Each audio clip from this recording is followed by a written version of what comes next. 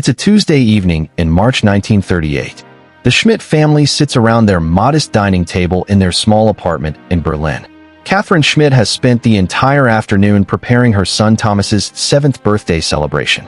The boy's eyes light up as his mother brings out a simple cake, decorated with 7 candles that flicker in the dim light of their cramped kitchen. His father, Robert, a factory worker who has just returned from his shift, manages a tired smile as they begin to sing. Thomas's younger sister Emma claps her small hands together, her laughter cutting through the tension that has become normal in German homes. For just this moment, they are a family celebrating a milestone, trying to hold on to something ordinary in a world that has become anything but. The candles cast dancing shadows on the walls as Thomas leans forward to make his wish. But before he can blow them out, 3 sharp knocks echo through the apartment. Not the friendly rap of a neighbor, not the quick tap of a telegram delivery. 3 deliberate, measured, authoritative knocks that seem to shake the very foundation of their world. Robert Schmidt's face drains of all color. His hand, which had been resting gently on his son's shoulder, begins to tremble. Catherine's smile vanishes, replaced by a look of pure terror that no mother should ever have to wear. She reaches instinctively for her children, pulling them close. In a whisper barely audible above the sound of her own racing heartbeat, she says the words that millions of Germans had learned to dread. They're here. In Nazi Germany, there was a sound more terrifying than the wail of air raid sirens, more final than the crack of bullets at an execution wall. It was the knock at midnight. The knock that meant the Gestapo had come for you. The knock that meant your name had appeared on a list somewhere in the labyrinth of Reich security offices. The knock that meant someone, somewhere, had said something about you. Maybe a neighbor overheard a joke you made about the Führer. Maybe a coworker noticed you didn't raise your arm high enough during the daily salute. Maybe your own child, indoctrinated at school, mentioned that father seemed troubled by the new laws. It didn't matter what you had done or hadn't done. It didn't matter if you were guilty or innocent. Once they knocked, you were already gone. The shadowy figures in their long leather coats would be standing in your doorway, their faces expressionless, their eyes cold and bureaucratic. They didn't need warrants. They didn't need evidence. They didn't need anything except your name on their list. And once that door opened, families were shattered in an instant. Fathers were dragged from their homes while children screamed and mothers pleaded. Breakfast tables would forever have empty chairs. Beds would go cold. Birthday celebrations would end in trauma that would echo through generations. The Gestapo didn't just arrest people. They erased them.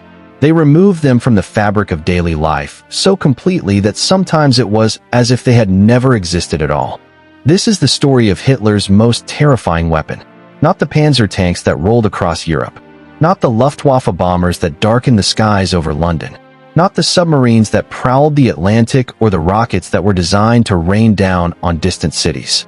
No, Hitler's most effective weapon was far more insidious, far more personal, far more devastating to the human spirit. It was a secret police force so ruthless in its methods, so invisible in its operations, so thorough in its surveillance, that it turned an entire nation into a prison without walls. The Gestapo, the Geheime Staatspolizei, the secret state police, was an organization that made neighbors betray neighbors for a few extra ration cards or simply out of fear. It was a force that convinced children to inform on their own parents, to report the whispered criticisms they heard at the dinner table, to choose loyalty to the state over loyalty to their own blood. It created a society where trust became a luxury no one could afford, where friendship became a potential death sentence, where even the walls seemed to have ears. An entire nation of 80 million people lived in paralyzing fear, constantly looking over their shoulders, measuring every word before they spoke it, second-guessing every relationship they had. And the most terrifying part was how few men it took to create this atmosphere of total control. By the end of this story, you'll discover how just 32,000 agents managed to monitor, control, and terrorize 80 million Germans. You'll learn the shocking truth about who really ran the Gestapo, because despite what history books often suggest, the answer is far more complicated and far more disturbing than most people realize. But before we go any deeper, let us know in the comments where you're watching from. We'd love to hear from you, and don't forget to hit that subscribe button so you never miss any of our upcoming videos. But first, you need to understand the man who created them. and the night that changed everything. Because the Gestapo didn't emerge fully formed from the chaos of Nazi Germany. It was built deliberately, methodically, by men who understood that power doesn't just come from guns and armies. Real power, lasting power, comes from fear. And no one understood this better than a failed artist from Austria, who had transformed himself into the most dangerous man in Europe. Adolf Hitler was not born a monster. This is perhaps the most unsettling truth we must confront.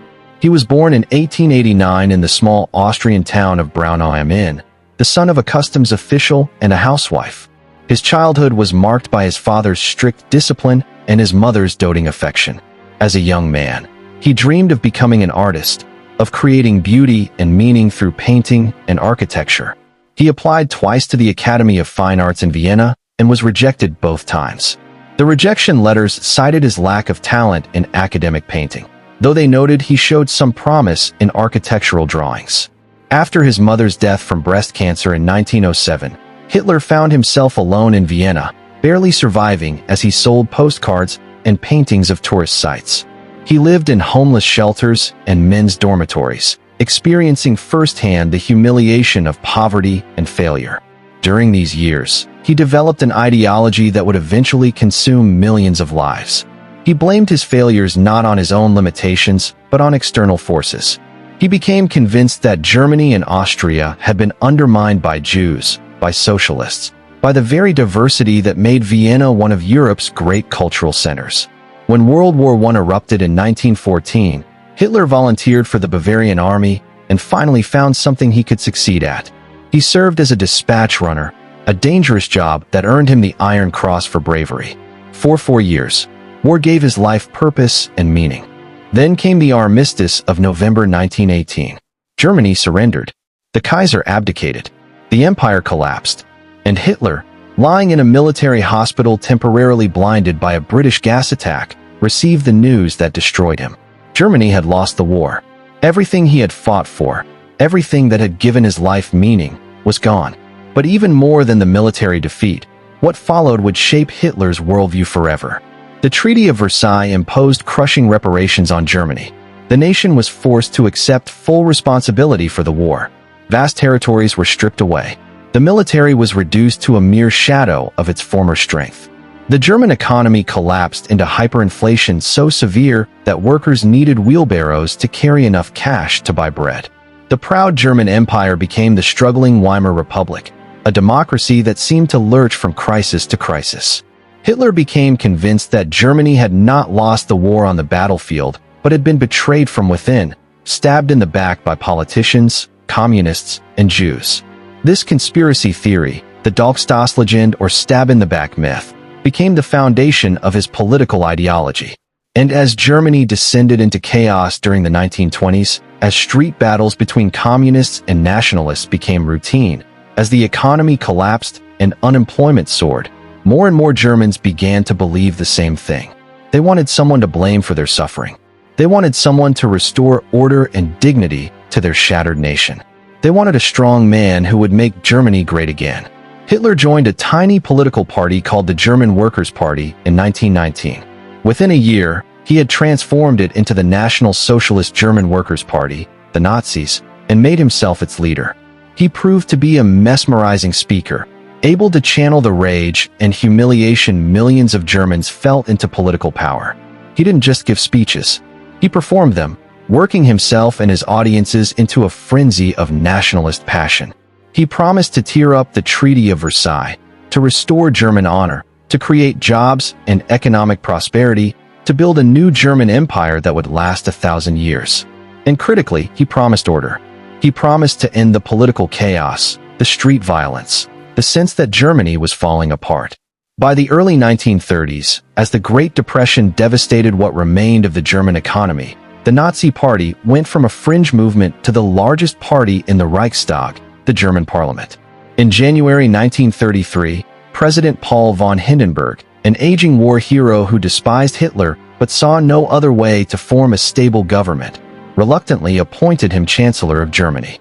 Conservative politicians convinced themselves they could control Hitler, that they could use his popularity to stabilize the country while keeping him on a short leash.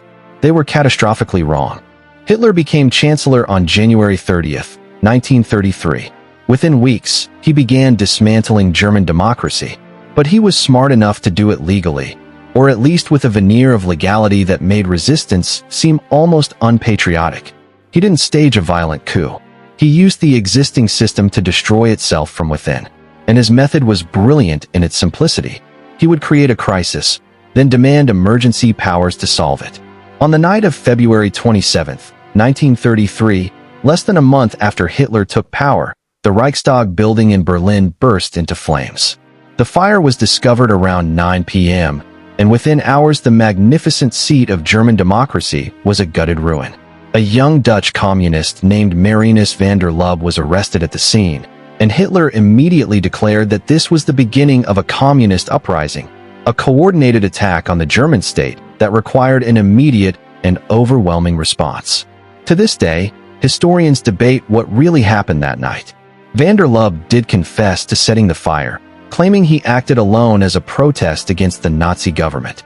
But the speed and scale of the Nazi response suggested they had been preparing for exactly this moment. Some historians believe the Nazis themselves set the fire or at least helped van der Lubbe carry it out, creating the perfect crisis that would allow Hitler to demand dictatorial powers.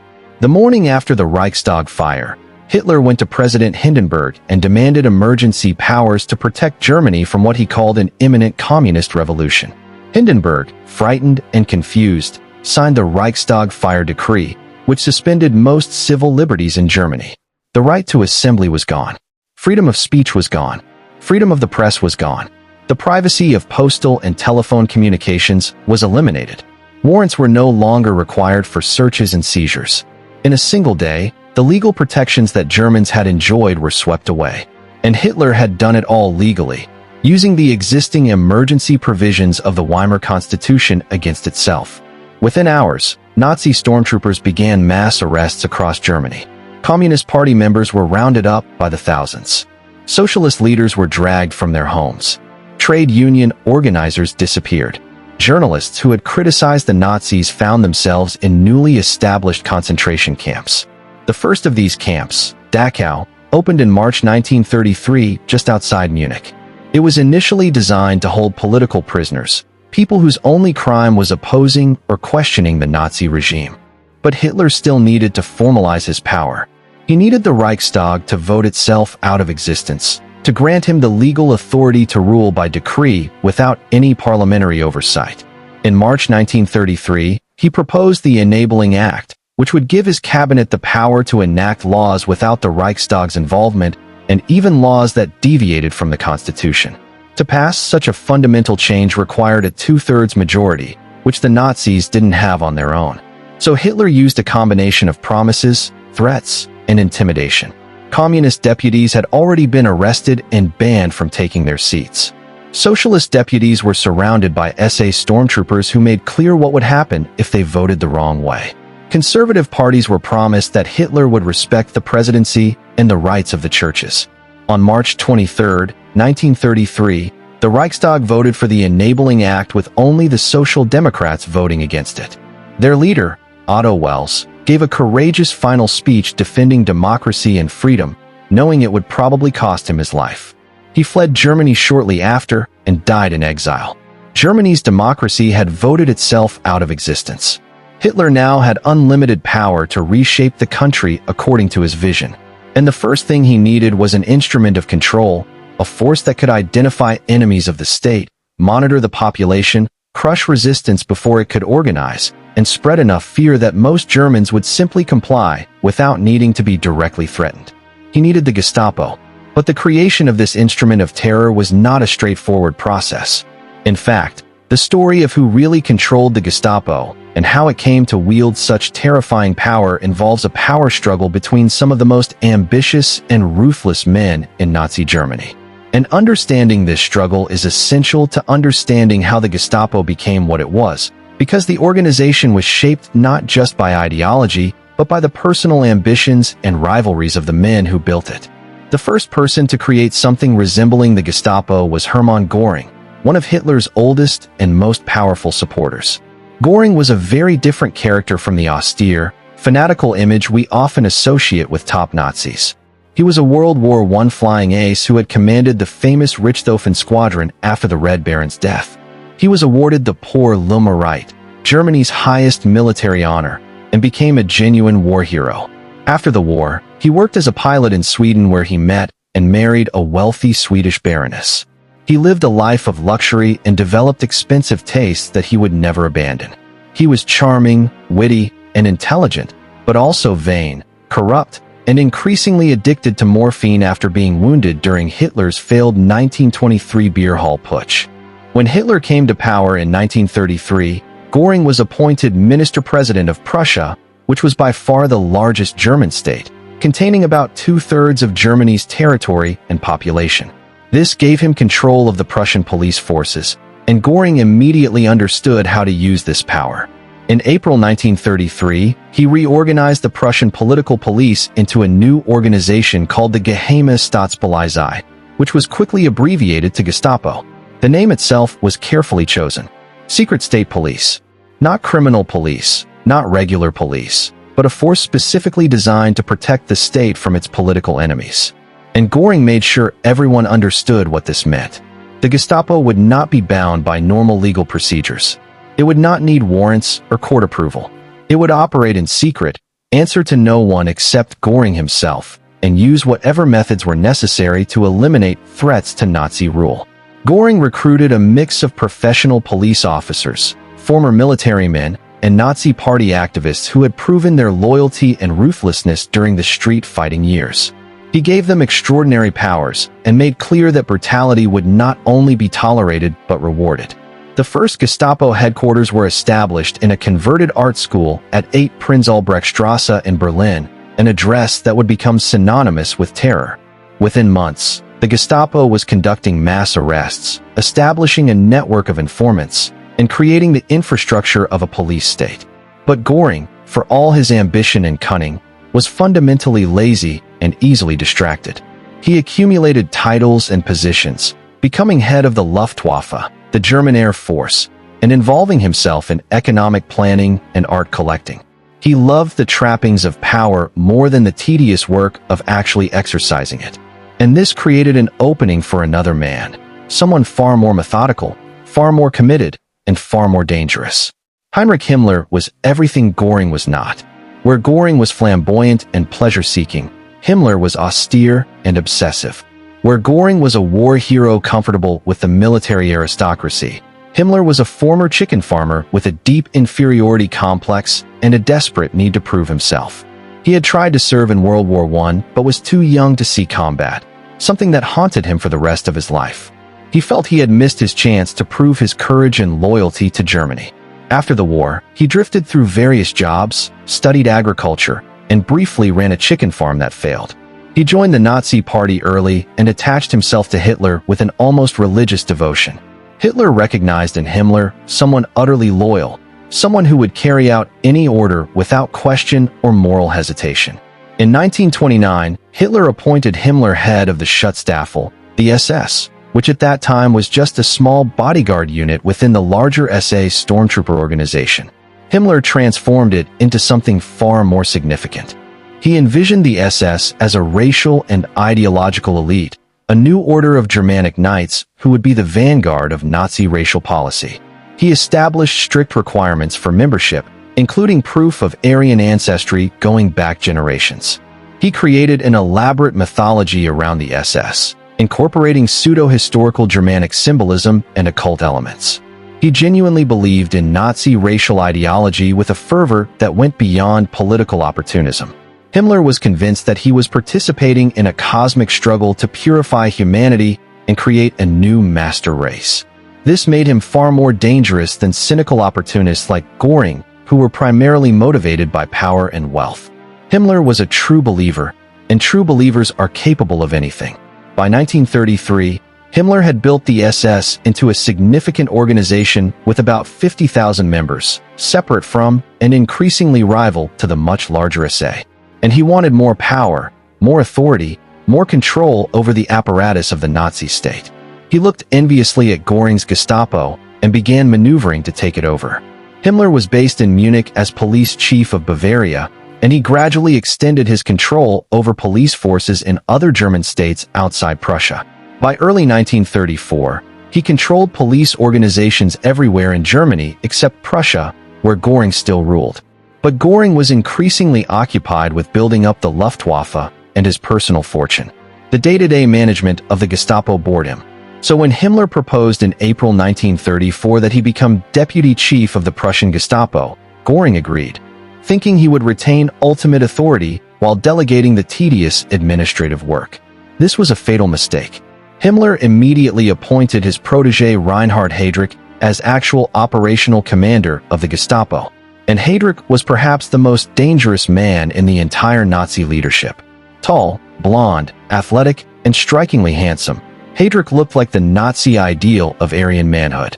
But there were persistent rumors, never definitively proven, that he had Jewish ancestry, which only made him more fanatical in his commitment to Nazi ideology, as if he had something to prove. Heydrich had been a promising naval officer, but was cashiered from the Navy in 1931 for breaking an engagement promise to one woman after getting involved with another, the woman he would eventually marry. This dismissal humiliated him and filled him with resentment. He joined the Nazi Party and the SS, where his intelligence, organizational skills, and complete lack of moral constraints caught Himmler's attention. Himmler appointed him to create an intelligence service for the SS, which Heydrich built into the Sicherheitsdienst, or SD, an organization that gathered information on everyone, including other Nazi leaders. Heydrich understood that information was power, and he began compiling files on thousands of Germans, documenting their political opinions, their private lives, their weaknesses and secrets. Even Hitler called him the man with the iron heart, a description that was both admiration and fear. Other Nazi leaders were terrified of Heydrich because they knew he had files on all of them. When Heydrich took operational control of the Gestapo in 1934, he brought to it his vision of a modern, efficient intelligence and security apparatus. He wasn't interested in random brutality or undisciplined thuggery. He wanted a professional organization that would systematically identify, monitor, and eliminate threats to Nazi rule. He divided the Gestapo into specialized departments, each focusing on different categories of enemies: communists, socialists, churches, Jews, homosexuals, and anyone else the regime deemed dangerous. He established formal procedures for interrogation, filing reports, and coordinating with other police and security organizations. He created a network of informants that would eventually extend into every workplace, every neighborhood, every social organization in Germany. And most importantly, he understood psychology. Heydrich realized that the Gestapo's greatest weapon was not the actual arrests they made, but the fear of being arrested. If Germans believed the Gestapo was omniscient and omnipresent, if they believed informants were everywhere and any misstep could lead to their door being kicked down at midnight, then most people would police themselves. They would stop attending suspicious political meetings. They would stop making jokes about Hitler. They would stop trusting their neighbors and even their family members. The Gestapo didn't need to arrest everyone. They just needed to arrest enough people, publicly enough, arbitrarily enough, that everyone else would live in constant fear. But before Heydrich could fully implement his vision, the Gestapo faced its first major test.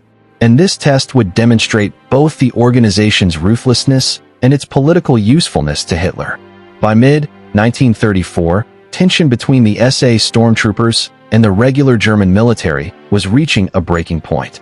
The SA, led by Ernst Röhm, had been essential to Hitler's rise to power. These brown-shirt thugs had fought communists in the streets, intimidated voters, and created an atmosphere of chaos that made Hitler's promise of order appealing.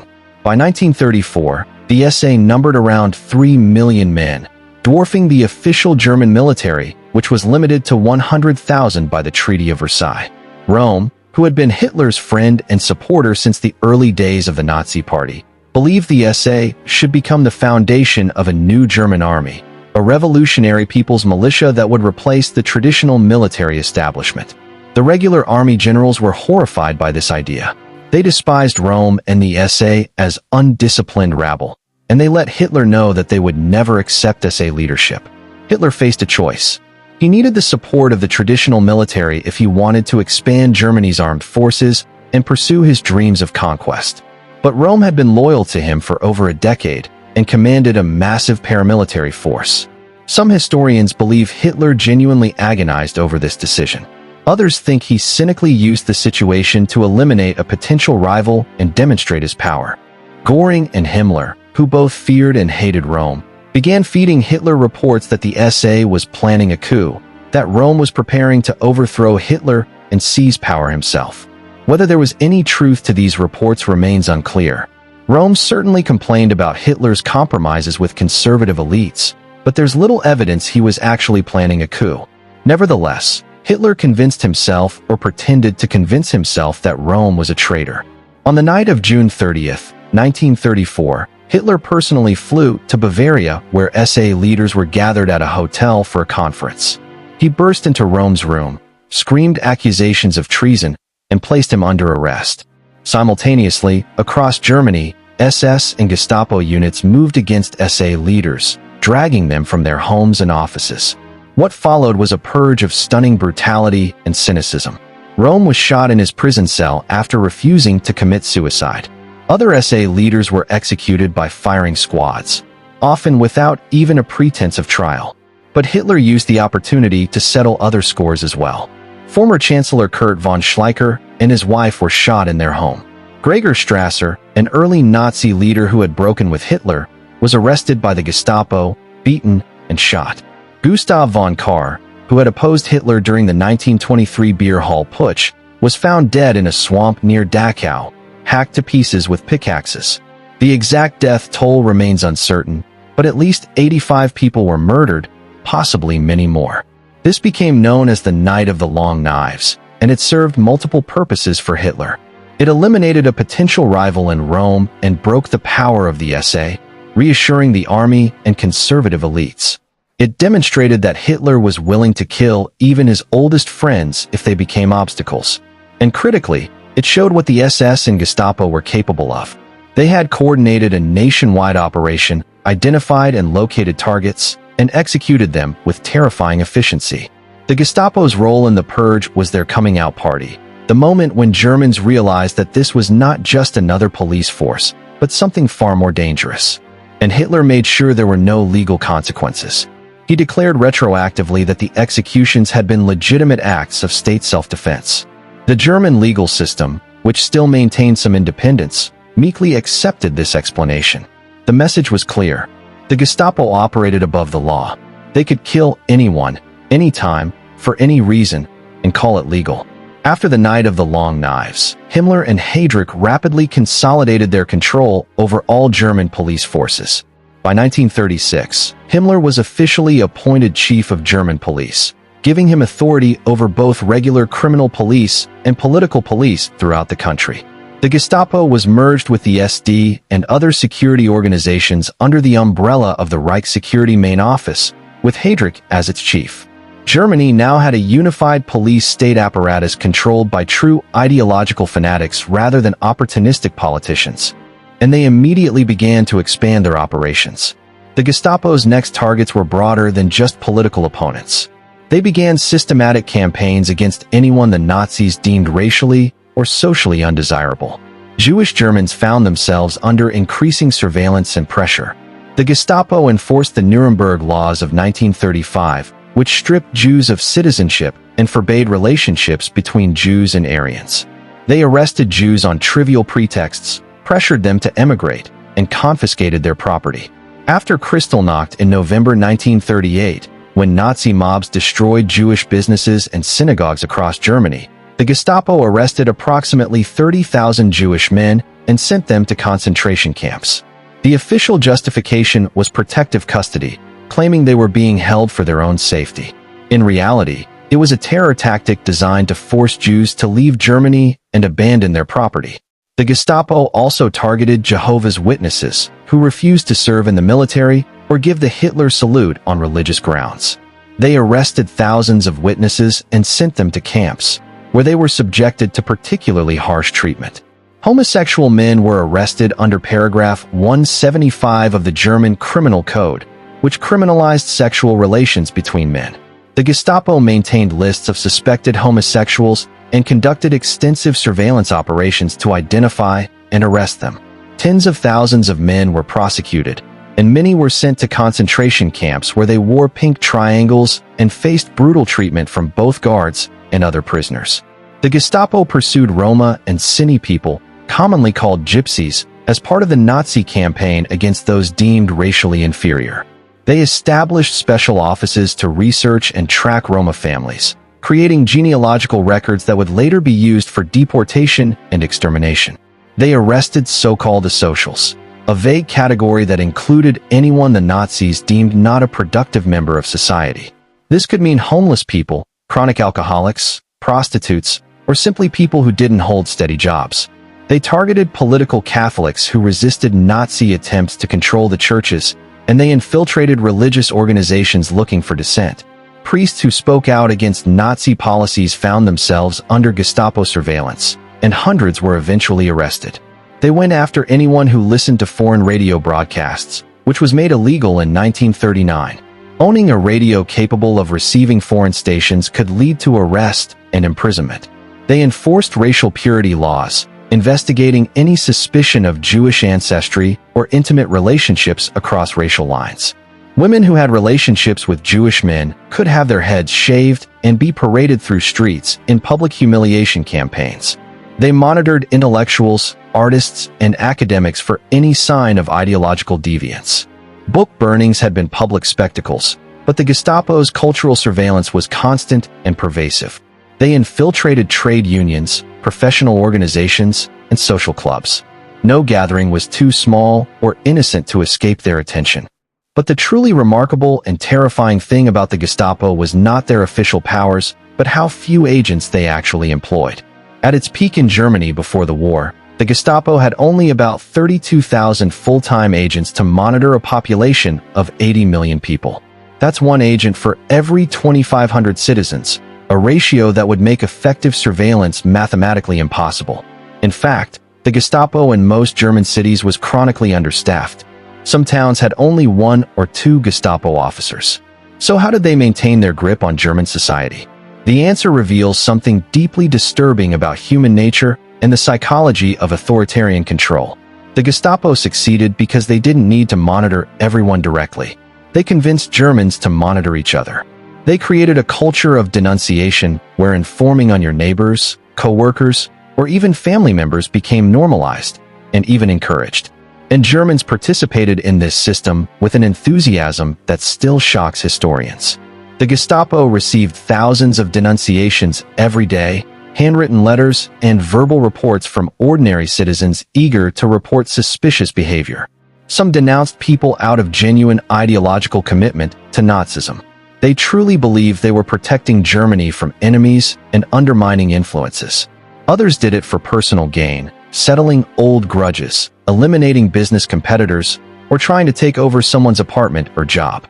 Still others informed out of fear, hoping that by demonstrating their own loyalty through denunciation, they could protect themselves from suspicion. Research into Gestapo archives after the war revealed shocking patterns. In many cases, the Gestapo simply processed denunciations that came to them rather than initiating investigations.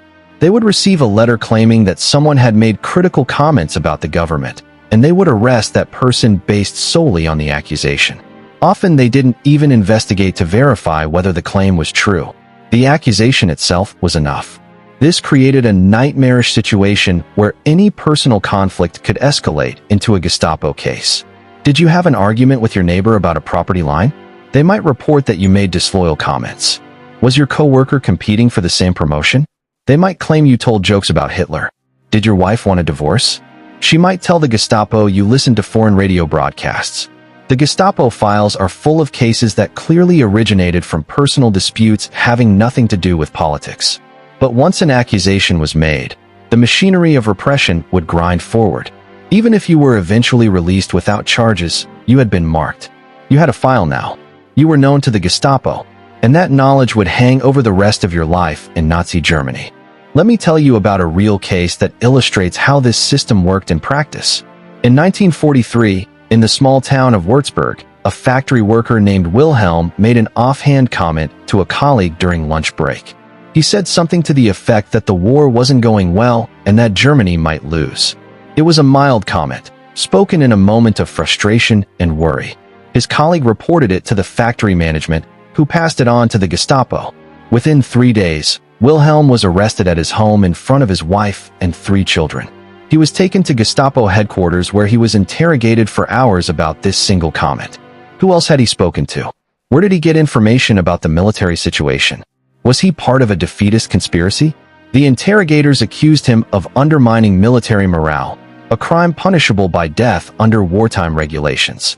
Wilhelm, terrified and confused, insisted he had just been worried, that it was a momentary lapse, that he was a loyal German who simply feared for his sons who were serving in the army.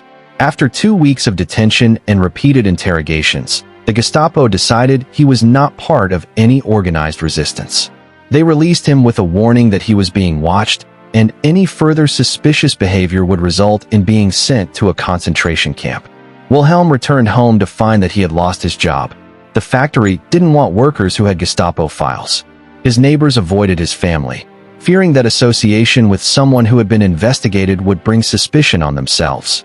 His wife, already struggling with rationing and the absence of their sons at the front, now faced social isolation and economic hardship.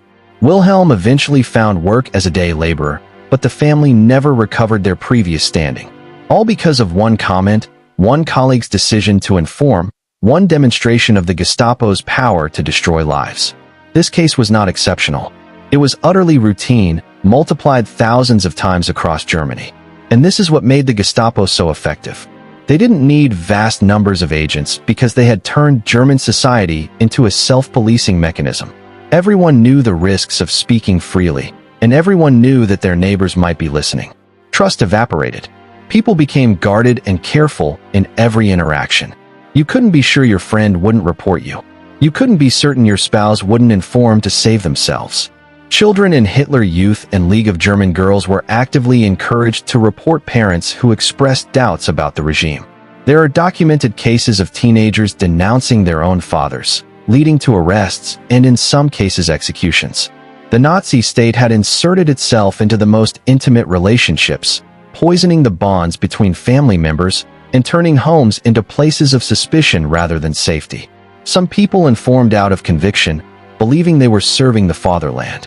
Others were coerced, threatened that if they didn't provide information they themselves would be investigated. The Gestapo was skilled at turning people into informants through a combination of threats and small rewards. They would arrest someone on a minor charge, then offer to forget about it in exchange for information about others. Once someone informed even once, the Gestapo had leverage over them. If they stopped cooperating, the Gestapo could threaten to reveal their collaboration to their community, which often carried its own dangers. But alongside this vast network of voluntary informants, the Gestapo did employ professional investigative techniques.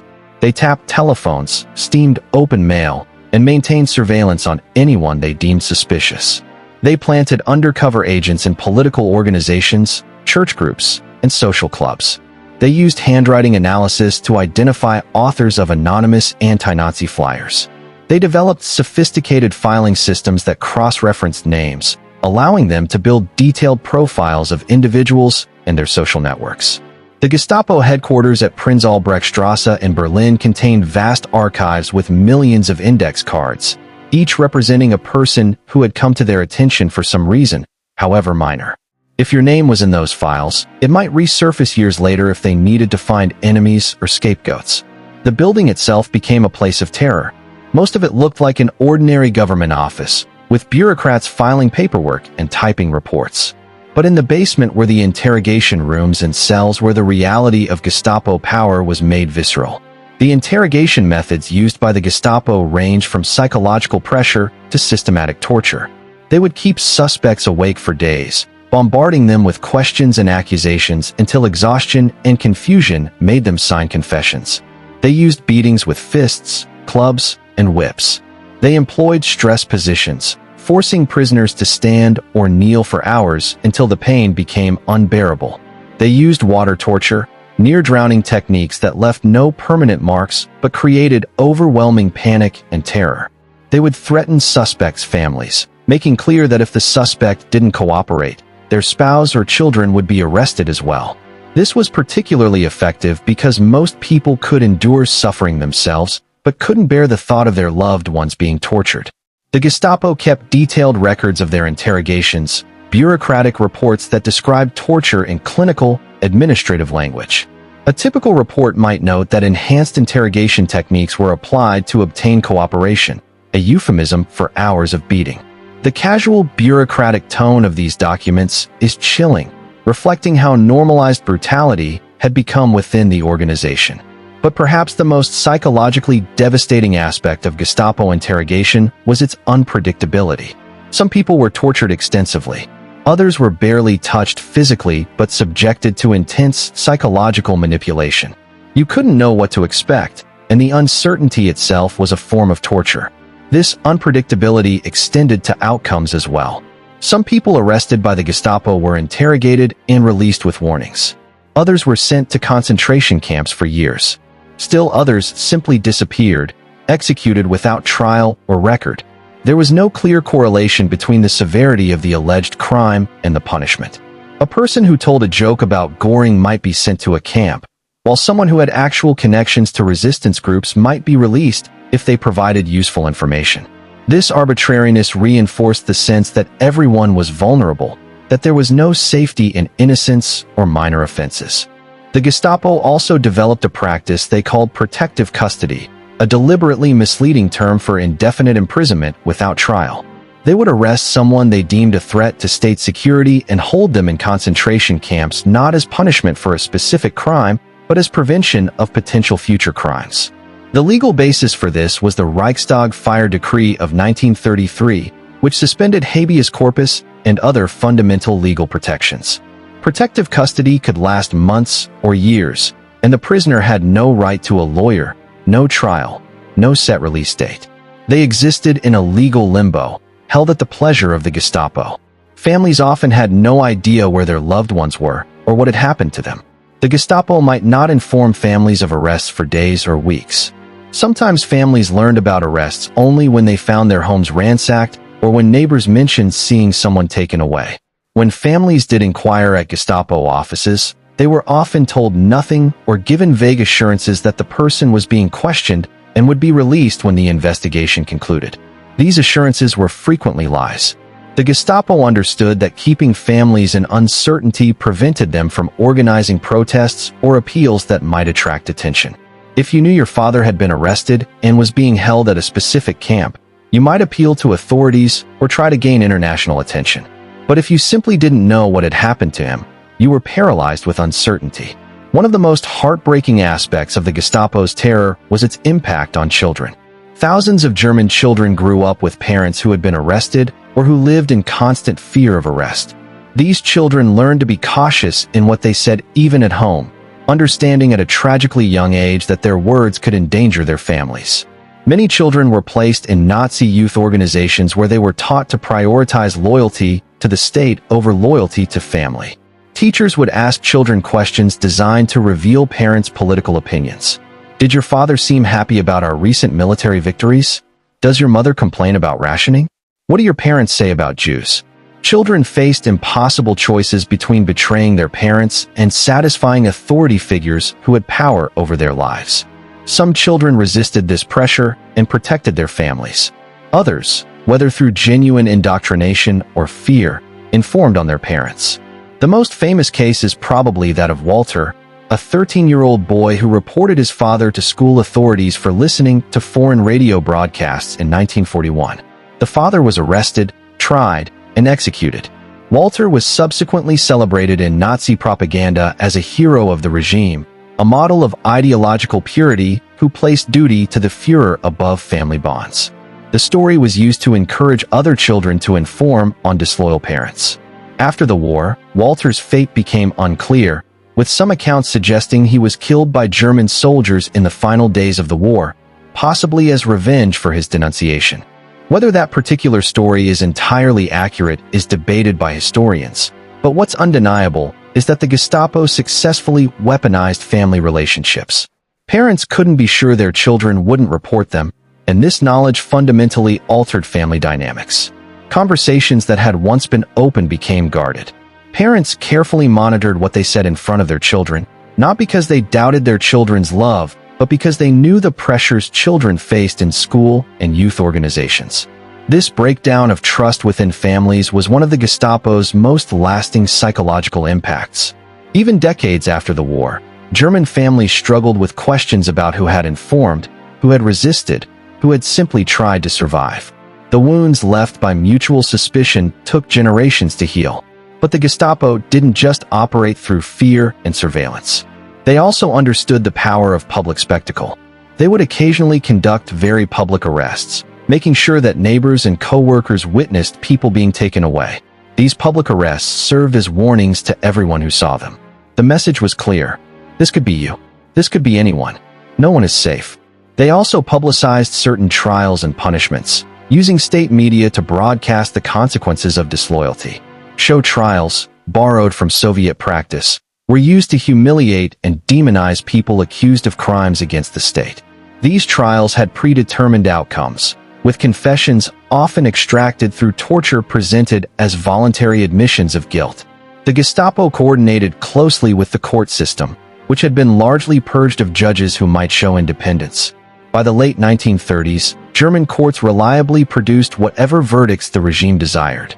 The People's Court, established in 1934 to try cases of treason and other political crimes, became notorious for its theatrical denunciations and harsh sentences. Its president, Roland Freisler, would scream at defendants, mock them, and humiliate them before handing down death sentences. Trials before the People's Court lasted minutes or hours, with no real opportunity for defense. The Gestapo would gather the evidence, such as it was, and the court would rubber stamp the desired outcome. But for many Gestapo victims, there was no trial at all.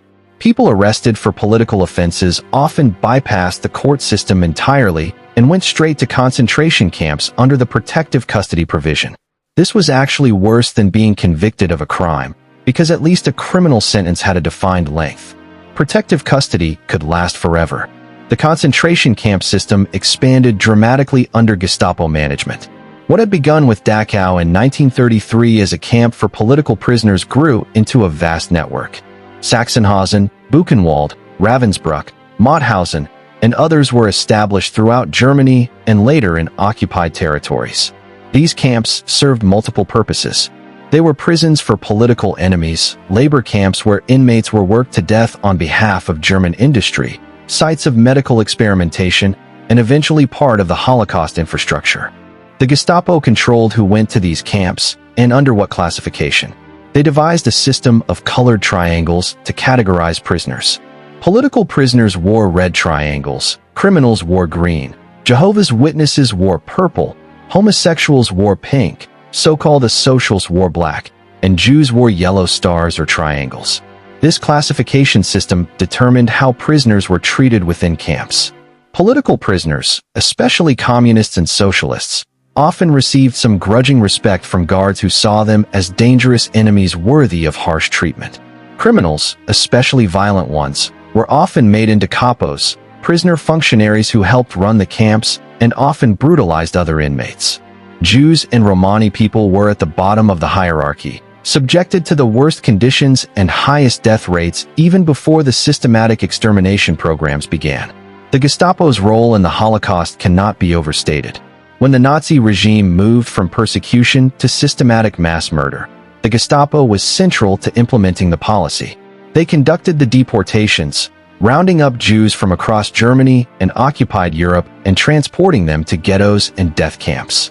They maintained the paperwork tracking who had been deported and to where.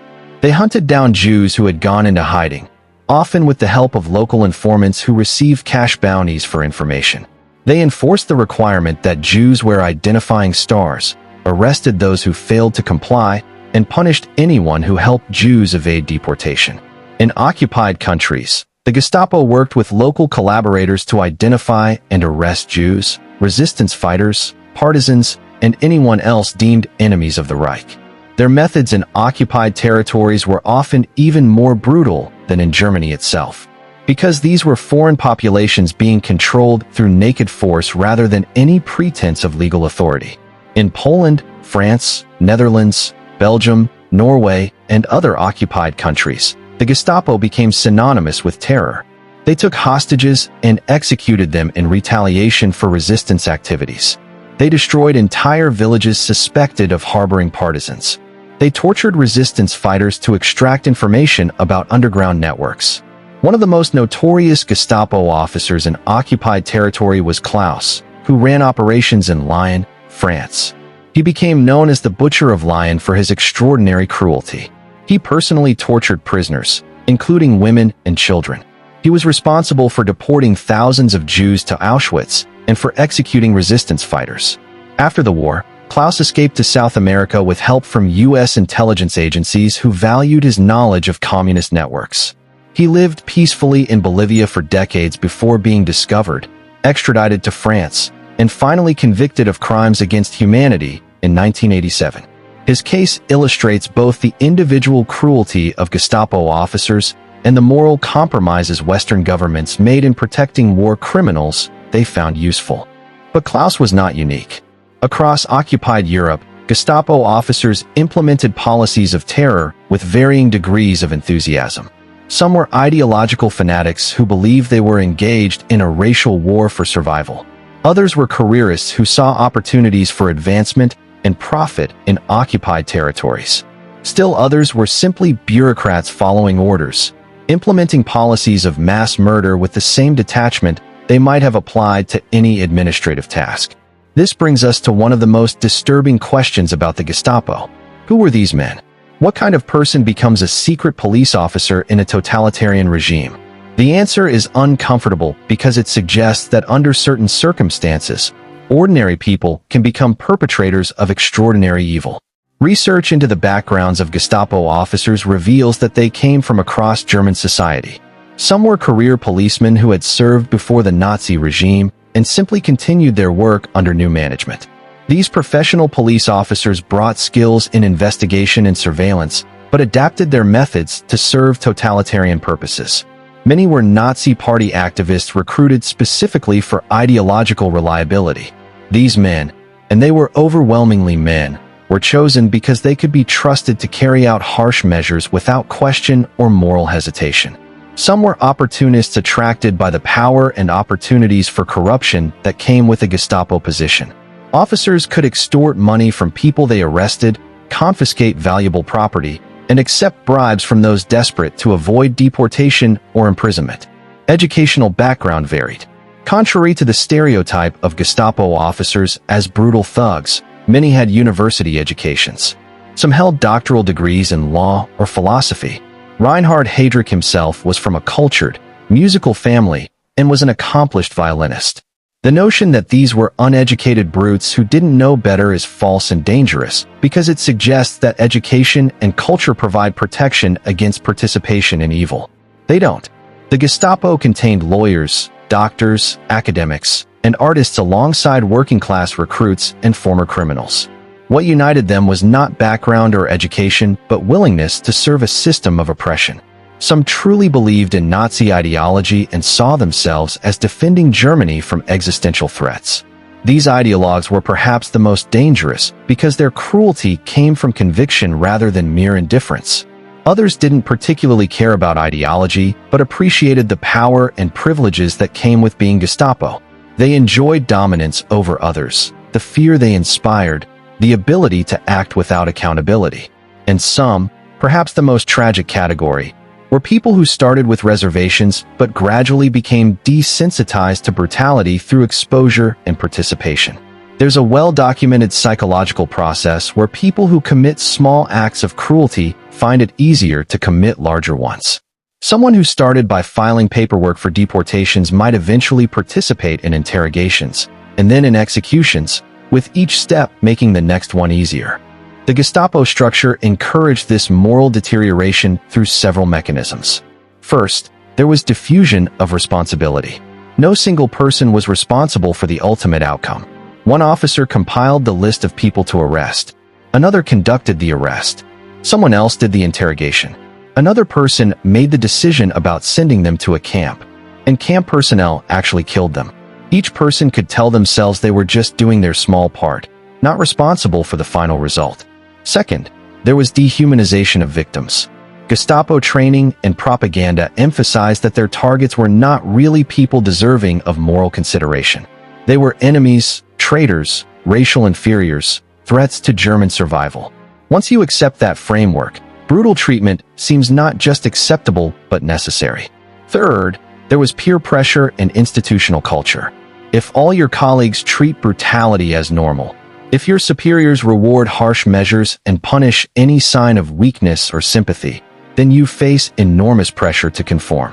Officers who showed compassion or hesitation were viewed with suspicion and might themselves become targets. We know from post-war testimony and records that some Gestapo officers did try to resist the worst excesses. Some helped prisoners escape, provided false papers, or sabotaged deportation orders.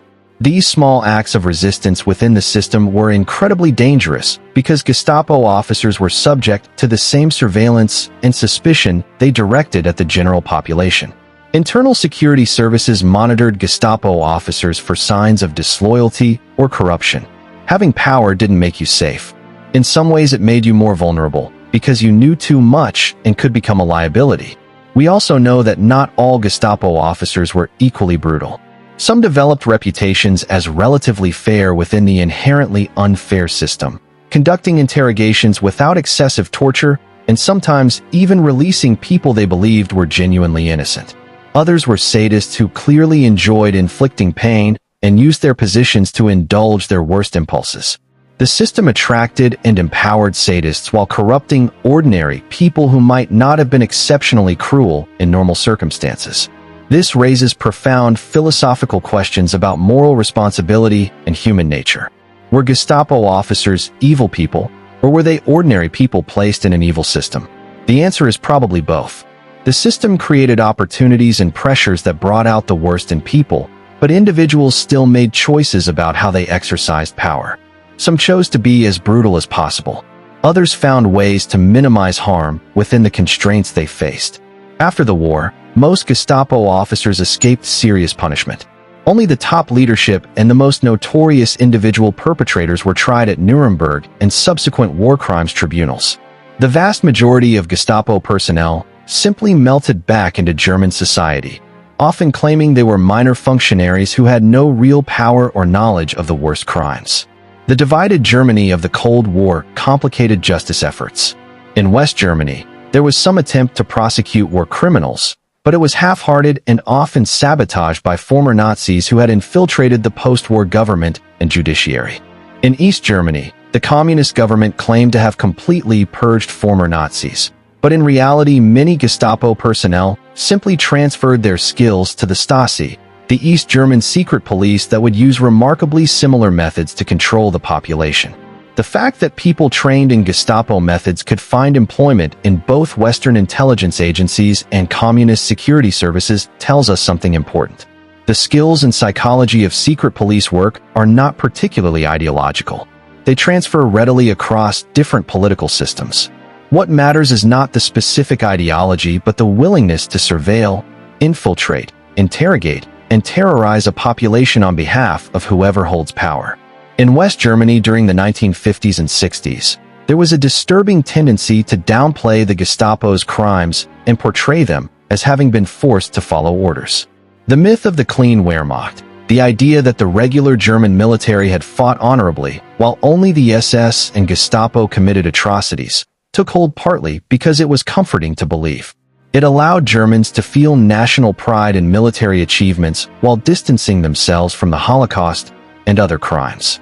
This myth was actively promoted by former military officers and tacitly accepted by Western governments who wanted West Germany as a Cold War ally.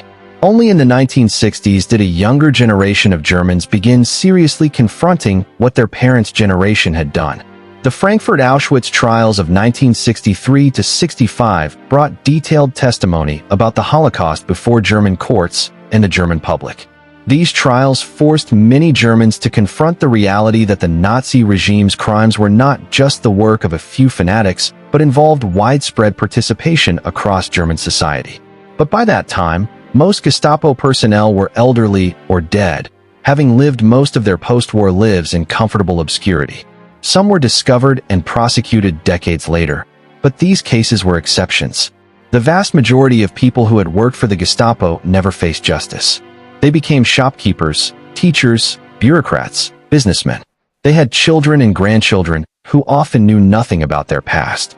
This created a strange situation in post-war Germany where victims and perpetrators might live in the same communities, shop at the same stores, their children attending the same schools.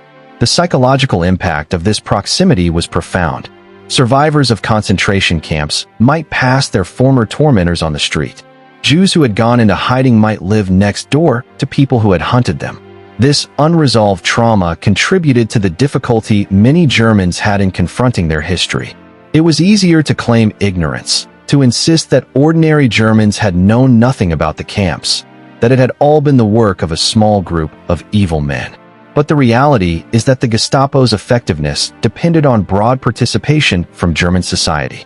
The millions of denunciations, the willingness to look away when neighbors disappeared, the cooperation of bureaucrats and railway workers and municipal officials, all of this made the Gestapo's work possible. The organization was terrifying and effective, but it was not all-powerful. It succeeded because enough Germans either actively supported it or passively accepted it. There were Germans who resisted. The White Rose movement in Munich, led by university students including Sophie and Hans Scholl, distributed leaflets calling for passive resistance to the Nazi regime. The Gestapo arrested them in 1943, and they were executed within days. The Kreisau Circle, a group of intellectuals and former military officers, planned for a democratic Germany after Hitler's fall. The Gestapo infiltrated and destroyed the group in 1944. The July 20th plot in 1944, when military officers attempted to assassinate Hitler, failed partly because of Gestapo surveillance and infiltration of military circles. After the bomb failed to kill Hitler, the Gestapo arrested thousands of suspected conspirators. Show trials and executions followed, with many conspirators hung from meat hooks with piano wire to prolong their suffering.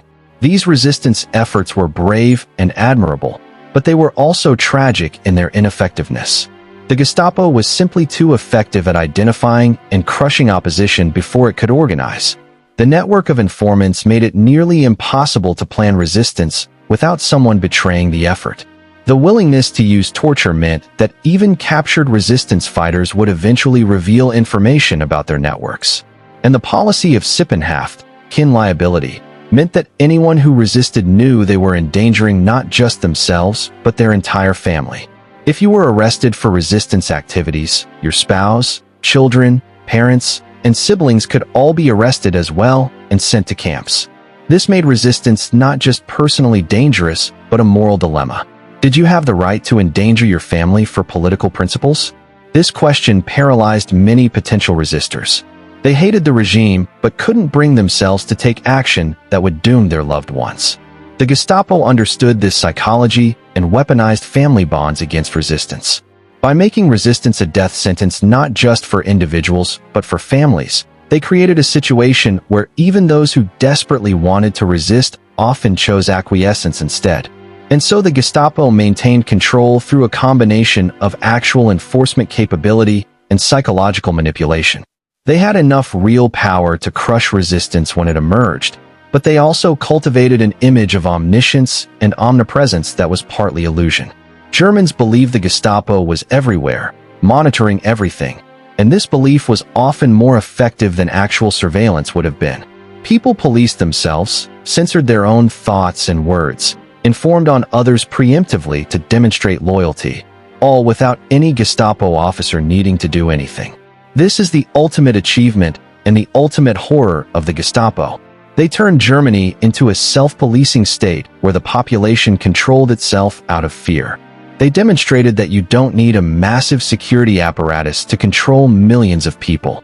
You just need enough capacity to make examples of some people, combined with a culture of fear and denunciation that makes everyone suspicious of everyone else. This model has been studied and replicated by authoritarian regimes around the world.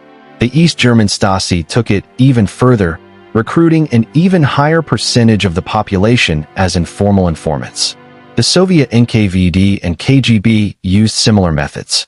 Modern surveillance states, whether overtly authoritarian or nominally democratic, have learned from the Gestapo's techniques. The technology has changed. Instead of steaming open letters, there's electronic surveillance of emails and phone calls. Instead of human informants, there are algorithms that identify suspicious patterns of behavior. Instead of files on index cards, there are vast databases that can cross-reference information about millions of people instantly. But the underlying psychology is the same. Create enough fear that people censor themselves. Make surveillance seem omnipresent even if it's not. Turn people against each other through suspicion and incentives to inform. Punish some people harshly and publicly enough that others are deterred from resistance. The Gestapo proved that this model works, that it can control a large, educated, developed society if implemented with sufficient ruthlessness. And that's perhaps the most disturbing legacy of the organization. Not just the specific crimes it committed, though those were enormous, but the proof of concept it provided for authoritarian control. The Gestapo showed that it's possible to make people accomplices in their own oppression, that under the right circumstances, neighbors will betray neighbors, children will inform on parents, and ordinary people will commit or tolerate extraordinary evil. This knowledge cannot be unlearned. Every subsequent authoritarian regime has studied the Gestapo's methods and adapted them to their own purposes. And every society, including democratic ones, faces the question of how much surveillance and security apparatus is acceptable in exchange for safety, and where the line is between security and oppression. The story of the Gestapo is not just history. It's a warning that remains perpetually relevant. It shows how quickly democratic norms can collapse, how easily people can be turned into informants and enforcers of oppression, how technology and bureaucracy can make mass atrocities systematic and efficient. It demonstrates that highly educated, culturally sophisticated societies are not immune to descending into barbarism. Germany in 1933 was one of the most advanced countries in the world, a leader in science, philosophy, music, and literature. Within a few years, it had become a totalitarian state implementing industrial genocide. The transformation didn't happen overnight through a violent coup. It happened incrementally, through emergency decrees and legal maneuvering, through the exploitation of fear and resentment, through the systematic erosion of norms and institutions that protect liberty. And at the center of this transformation was the Gestapo, the instrument that made authoritarian control intimate and personal. They didn't just control public life. They invaded private life, turning homes and families and friendships into sites of surveillance and suspicion.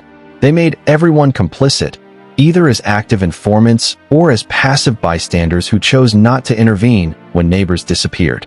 The question we must ask ourselves is, could this happen again? Could it happen here, wherever here might be?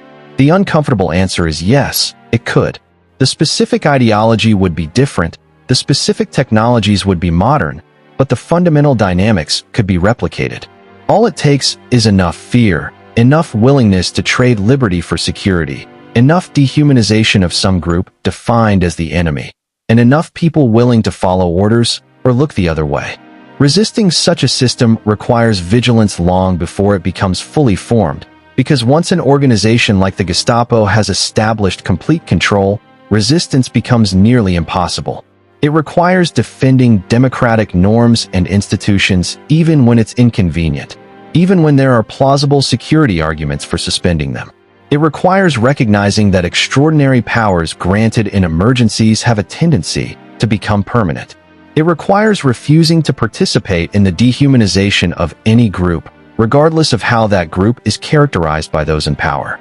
It requires maintaining human connections based on empathy and trust rather than suspicion and fear. And it requires remembering that people who commit great evils are often ordinary people who convinced themselves they were doing the right thing or who simply followed orders without thinking about the moral implications of their actions. We are all capable of becoming either perpetrators or victims or bystanders of oppression, depending on the circumstances we find ourselves in. The Gestapo's story teaches us that we must actively choose to be none of those things, that we must build and defend societies structured in ways that make organizations like the Gestapo impossible to establish. This is not just about preventing another Nazi Germany specifically. It's about understanding the mechanisms of authoritarian control, and ensuring that we recognize and resist them whenever and wherever they emerge. The Gestapo may be gone, but the possibility of something like it arising again remains as long as human nature and the dynamics of power remain unchanged. So when you hear that knock at the door, metaphorically speaking, when you see civil liberties being eroded in the name of security, when you notice people being encouraged to inform on each other, when you observe the gradual normalization of surveillance and suspicion, remember the Schmidt family on that March evening in 1938. Remember how their ordinary celebration turned into a nightmare in an instant. Remember that they probably thought it couldn't happen to them, that they were ordinary citizens who had done nothing wrong, that the terror was meant for other people, not for families just trying to celebrate a child's birthday. And remember that by the time those 3 knocks came, it was already too late to resist. The time to resist was years earlier, when the Gestapo was being formed, when emergency decrees were suspending civil liberties, when neighbors first began informing on each other, when the first concentration camps opened for political prisoners. That was when resistance might have made a difference. Once the machinery of terror was fully established, individuals and even groups were helpless against it. This is the final lesson of the Gestapo. Tyranny must be resisted early, before it has consolidated power, before it has turned people against each other, before the knock at midnight becomes routine. Because once it has reached that point, the question is not whether you will resist, but whether you will survive.